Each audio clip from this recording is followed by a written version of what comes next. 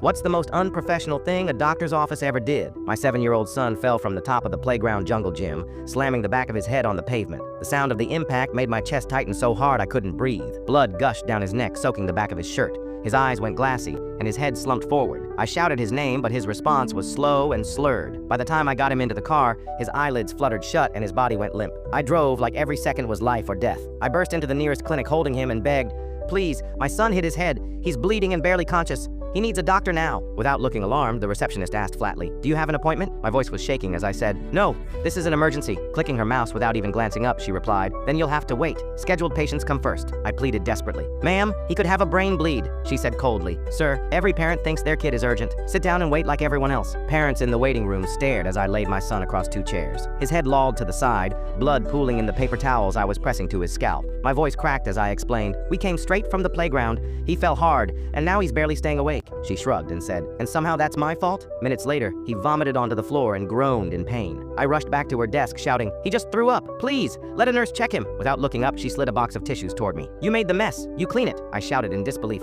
"This is a head injury," she snapped. "The nurse is busy with people who show up on time." A man in the corner shot to his feet, yelling, "What's wrong with you? Get a doctor in here now!" A woman across the room pointed urgently at my son. "Look at him. He's fading fast." Through clenched teeth, I warned, "If he passes out, that's on you." She narrowed her eyes. "Sir, if you threaten me, I'll call security." I shot back. "That's not a threat. It's reality." She barked. "Reality doesn't change policy. Sit down." An older woman called out, "That child might have a brain bleed." I pulled out my phone to dial 911. Pointing at a tiny sign taped to the wall, the receptionist said, "No emergency calls inside. It disturbs other patients." I growled, "You have got to be kidding me." She smirked. "Rules are rules. Or do you think you're the only parent in the world?" I scooped my son into my arms, ran to my car, and sped straight to City Hospital. At the ER, the triage nurse took one look and shouted, "Trauma code!" Doctors swarmed him, applying oxygen, starting IVs, rushing him to a CT scan. The ER doctor demanded, "How long has he been like this?" I said, "Over an hour. The clinic made us wait." His face hardened. "Your son has a severe concussion, major swelling, and signs of internal bleeding. Minutes more and we'd be talking irreversible brain damage, or death." He was admitted to the ICU immediately. The next morning, after a night listening to monitors beep beside his hospital bed,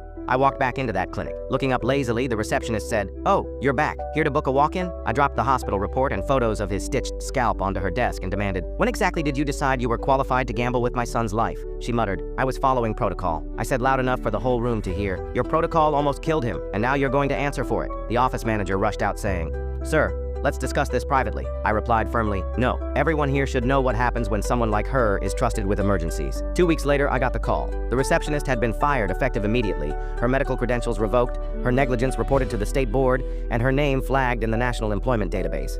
She is permanently banned from working in any medical facility ever again.